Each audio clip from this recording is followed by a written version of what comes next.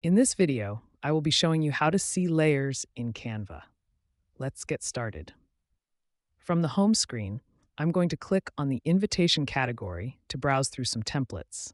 I'll scroll down through the various options until I find a design that works for my project.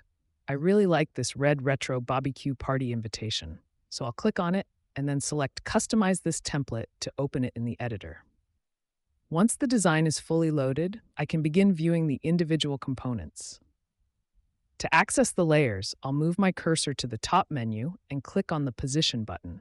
This opens a panel on the left side of the screen. I'll then click on the Layers tab to see a complete list of all the elements in my design. As I scroll through this list, I can click on any layer, such as the character graphics or the specific text boxes, to see exactly where they are highlighted on the canvas. If I want to see which elements are stacked on top of one another, I can simply click on the overlapping tab.